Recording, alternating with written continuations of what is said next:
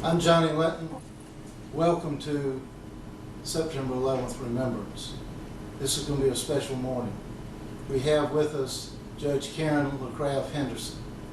I'm proud to say that Judge Henderson at one time was a law partner of mine before she became a United States District Court judge, which I believe was in 1987.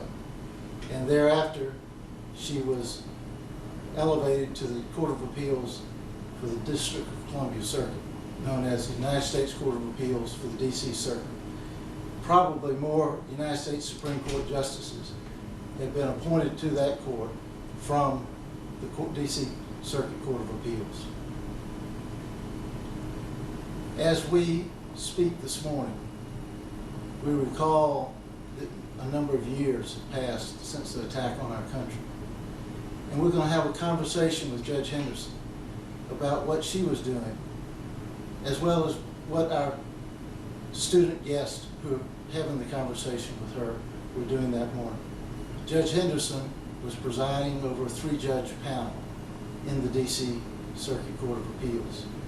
She wanted to be with us this morning live, but her official responsibilities require her to be presiding again this year in Washington.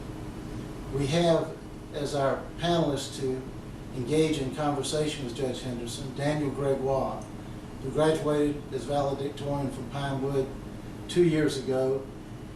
We needed to do this taping this week because Daniel, a rising junior at Georgetown University in Washington, is headed off to Moscow for a year, where he will be engaged in studies as he intends to pursue a career either in teaching or with the Foreign Service. You will probably recognize the other panelist, Brianne Weinstein, who is a senior at Pinewood, and I understand may be headed to be valedictorian. So without further elaboration, let me ask Judge Henderson if she would like to make some remarks, and Daniel and Brianne, if you would like to ask her any questions. This is totally unrehearsed, and it is the beginning of what I think will be a very provocative morning for you. Judge Henderson. Thank you, John. When Johnny told me about this project, certain memories came back instantly, and since I've been thinking about it, other memories have crowded those out. But I never think about September 11th of 2001 without thinking of the day before.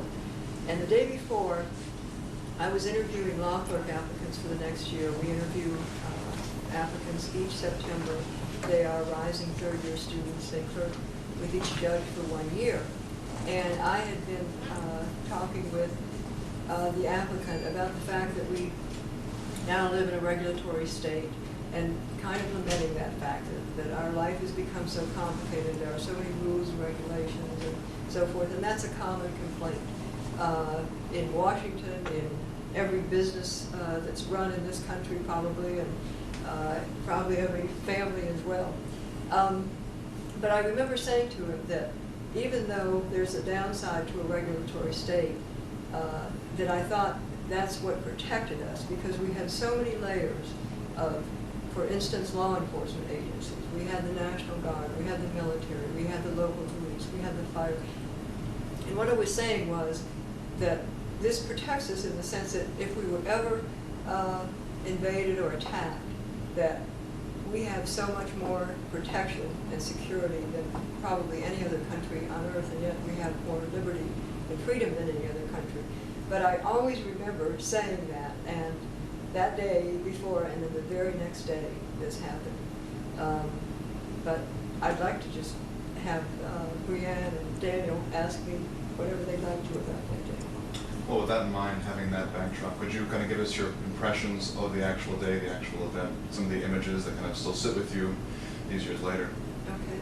I was, as Johnny said, I was in court, and I was presiding that day, which meant I was in the center seat with a judge on each side. And a note, we have our clerks in the courtroom with us. Each one of us has a clerk that's worked on the cases for that day. So there are 3 clerks sitting below the bench over to the left. Judge Rogers, who was on my left, was handed a note by her clerk, and she looked at it and passed it to me.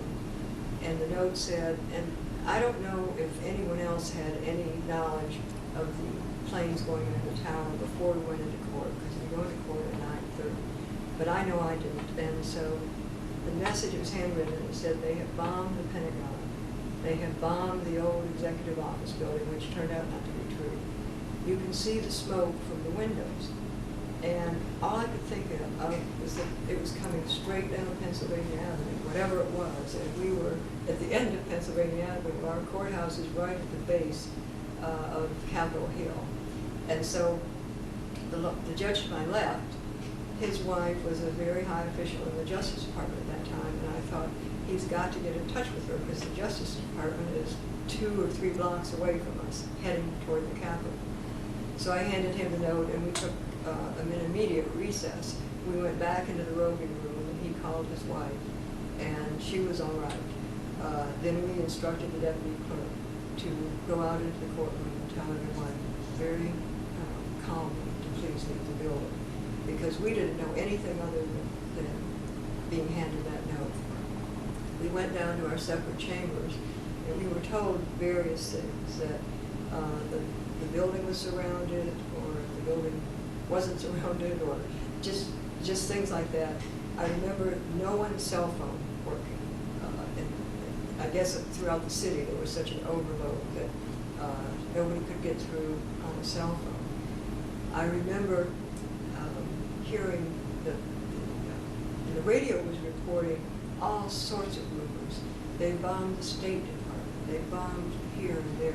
And every time a jet, they scrambled jets, and every time there was a sonic boom, that someone thought that was another building exploding. And you heard these sonic booms and these jets flying around, and it was really pandemonium, because nobody really knew what had happened and what was still to happen. We knew at that point that the Pentagon a plane had gone into the Pentagon, and we of course knew what had happened in New York.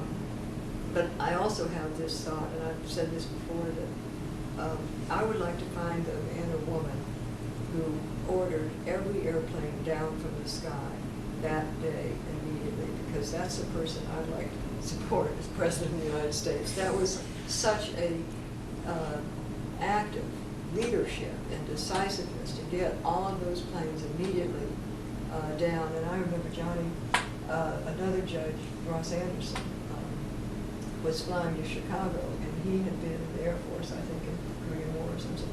And he said when the pilot said, "We are landing immediately, there's nothing wrong with the plane, but there's an emergency," and he said, as we came into O'Hare, the sky was just filled with planes just dropping out of the sky. And he said, "We've been attacked. I know that's the only thing that would cause these planes to land so quickly." I learned later, one of the clerks that I had hired for the next year was a third-year student at Vanderbilt, and his father was a captain for Delta and was flying out of Logan, Boston, to LA that day, and in fact was the plane behind the plane that was hijacked, one of the 2 planes, and they thought his plane was hijacked.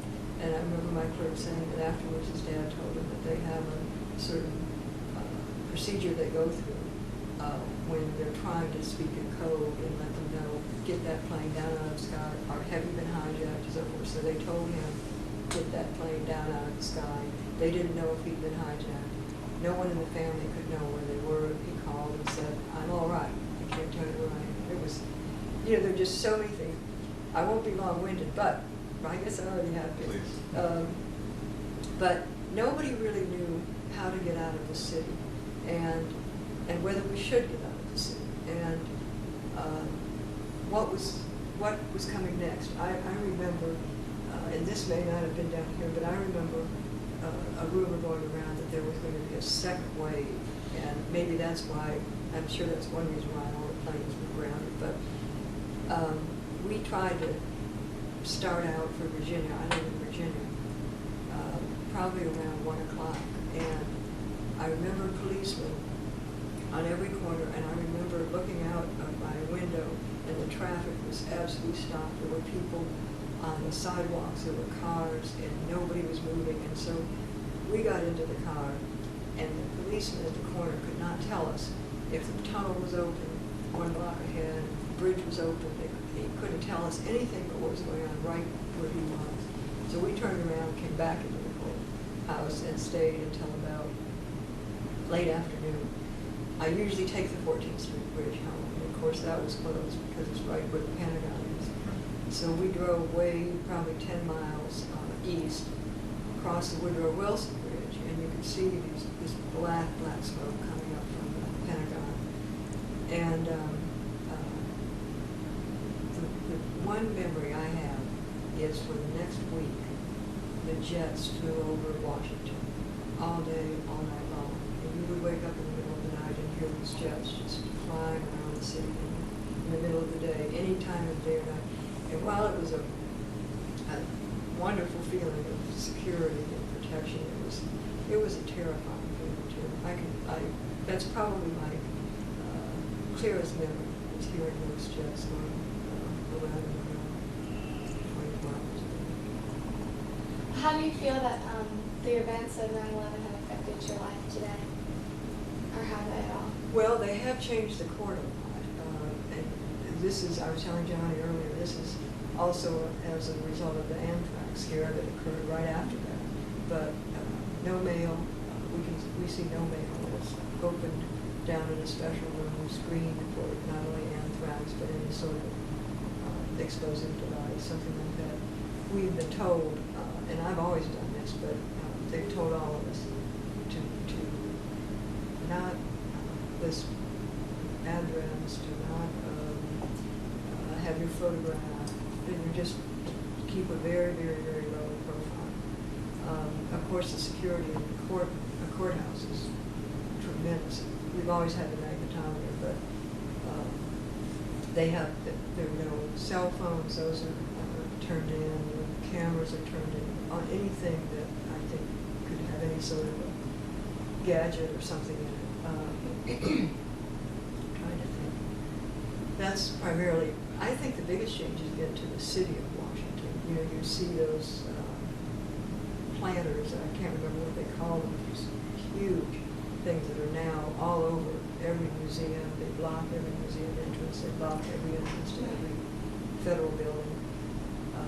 Daniel mentioned that on our trip up, just from his observations as a student in Washington. Mm-hmm. And I also remember, I'd forgotten this, that they had I don't know if they were anti-aircraft guns, but anyway, at the base of Capitol Hill that next week, just positioned, and that was a terrifying sight too. I mean, that they never in this country, and of course it wasn't necessary, but that was the other side of it. Is as kind of terrifying as everything was, what I really remember is how well this country functioned. And I can remember they kept the planes out of the sky, I think, for a week or more, and people were trying every conceivable way to get from one coast to the other, and no one could fly, and no exceptions. And beyond that, I guess that was a major thing they had to worry about, and then worry about how we protect the buildings, how, you know, the long range things, how we, of course, how we screen people, not only getting on airplanes, but getting into our country as well. So outside of those permanent additions, after the actual event, how long would you say that feeling of the slight terror that you felt, the slight stress in the city of Washington itself, how long did that initial blow last? Well, you know, there's something I forgot, because it probably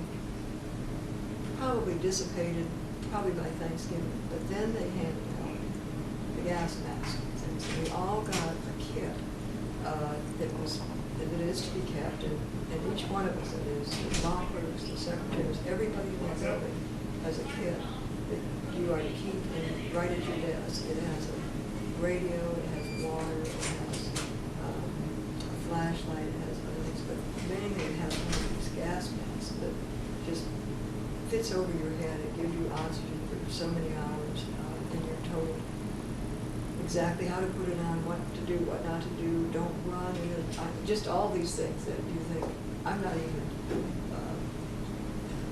processing this now. If this happened, if there were a chemical or biological attack, I don't know what I would do.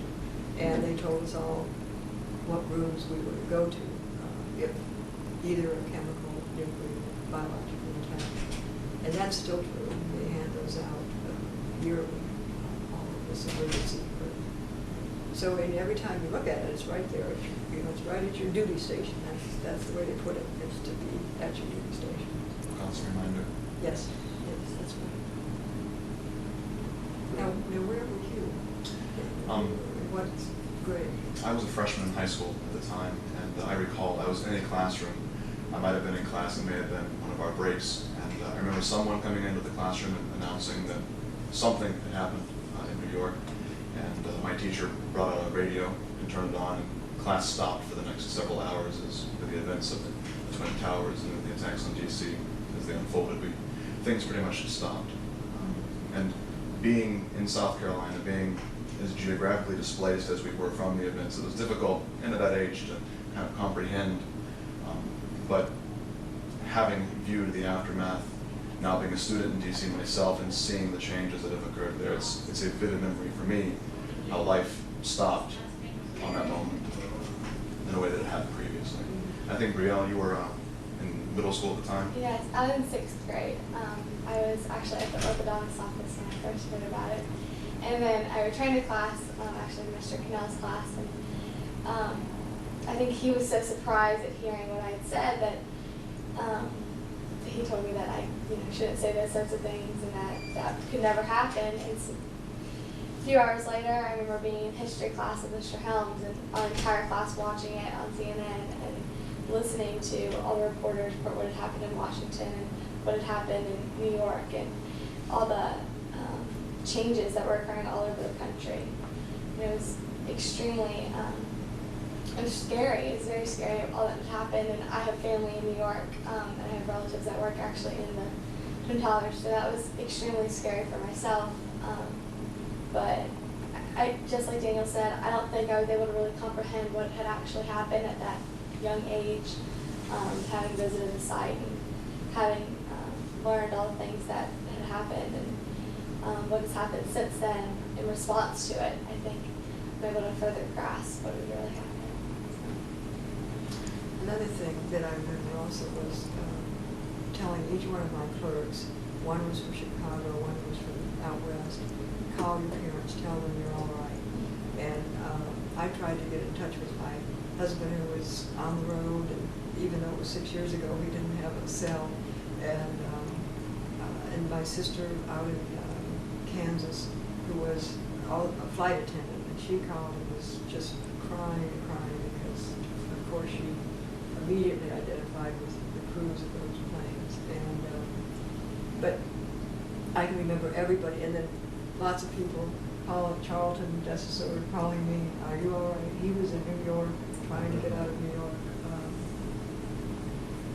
The memories are very vivid. Now, Judge Henderson, earlier you made a very appropriate comparison between the United States as a country with power and a country with security, and also being a very free country. In your view, in a non-political way, but more as from your perspective as a judge, your perspective towards law, what is the current situation of that balance between, how we've had to increase security and certain restrictions and that freedom that we treasure? That's an excellent question because it's hard to answer without having some sort of not a political slant put on it, but since I did hear cases concerning the Guantanamo Bay detainees in our court, in fact, after the latest legislation of Congress, the Military Tribunals Act, we are the court that has the only revenue from the decision of the military tribunal as to whether or not somebody is an enemy combatant. So I would leave that whole area alone because it would be improper for me to give an opinion on that. I sort of tend to the side of more security and more protection. I don't know that that's possible without giving up some of our freedoms and liberties. And yes, we can, we've all given up the freedom to say goodbye to someone on a plane if you're about to stop before the end of time. You're done, Those, I think, are inconveniences. And I guess at this point, I would say that any sort of abridgment of our freedoms and liberties, to me, has come in the category of inconveniences. I really have not seen. There's a big dispute going on about whether the people who are captured, either in Afghanistan or in Iran, are to be somehow tried in the civil court, the civilian court, and that's only because they are not soldiers of a state with recognized uniforms that recognize the rules of war and so forth. And that is, you all may remember the trial that just ended was in Medina, and that was the whole problem with him. And as far as he was, I don't think he was captured on a battlefield. I think that is one difference, but he was labeled an enemy combatant. And the big struggle, the big fight was over whether he was kept in the military for years and years, right in Charleston, as a matter of fact, whether he should be even allowed into the civilian court, whether he should be treated as a criminal rather than as an enemy of the country and therefore subject to the military rather than the civilian. And he was eventually tried in a criminal court and convicted. I don't know what that means for the next so-called dirty bomber suspect that is not captured or arrested on a battlefield or in another country, but here in our country. But as I say, I think I would come down on the side of right now of the enhanced security that we have, and I imagine we'll have even more because we are. It's hard to believe that because it's so unaffected. It isn't like World War II. It isn't even like Vietnam. So few people are really affected by it. So few families, and I think the rest of us just are continuing our lives, and we all need to remember we are in a war, and that from what everyone who's in a position to know tells us, we will be attacked again. So. Well, I think one of the things that occurred after the attack was what Judge Henderson had said. It showed the strength of our country. To think of the financial chaos that could have come about, and our Federal Reserve infused capital into the international system, so that there was obviously a period of semi-chaos, but business quickly got back to a normal approach to worldwide economic development. And without layers of government that can have contingency plans for the unknown, we'd never have retained the freedoms that we have retained. So while it was attacked just like Pearl Harbor, it resulted in the opportunity to show the great strength of the United States. But the only way that strength will continue is for students to understand history and to understand our country's role in that history. And the one thing that our country hopes to stand for is the maximum protection of individual rights that are consistent with a civilized society. But the first obligation of any government is to protect its citizens. And if the assertion of those rights is so wholesale and so comprehensive, sometimes it will collide with the first role of government to protect the citizens. Later in this program this morning, you're going to hear some wonderful presentations on the history of the Bill of Rights and the Seventh Amendment, and one lawyer's perspective of the impact of an alleged enemy combatant who was incarcerated for 4 years and who was awarded writ of habeas corpus by the United States Court of Appeals for the Fourth Circuit, which is a sister court to the court that Judge Henderson sits on, as well as the personal impact that this attack had on somebody who's right here in our presence in Somerville, and who was 1 block away from the World Trade Centers during the attack. We hope that you will pay careful attention, because your role is to come back and ask questions of a panel after these presentations of how is this going to impact your lives and what should you be thinking about to improve your country. May I add one thing, and that is, we've talked about the response of our country and how strong it was and how great it was, but we haven't talked about the people in the plane, in that third plane, who everyone knows prevented whatever the ultimate destination of that third plane was, prevented that. And so when we talk about the country being prepared, the country being strong, and we need to remember, and particularly you all, because you may face it, heaven forbid that you will, but you may face it personally. And there's a lot each individual American can do, as those heroes showed, to protect our country, to protect ourselves, and by protecting ourselves, protect our country. And for those younger students who may not know the role of that third plane, Brianna and Daniel, why don't you fill them in? Because some people would have been in the 6th grade and may not know what happened in that third plane. In the third plane, I believe, correct me if I'm wrong, that there were certain people that made self-defense calls to their loved ones and then left their seats to defend the area where the pilot was and the co-pilot was, so that they weren't able to, the hijackers were not able to successfully drive the plane to where it was supposed to be going. I think there was a person named Todd Beamer who said, "Let's roll," and said, "We will attack the hijackers. They may take the plane down, but they'll only take it down. They won't destroy a monument in Washington."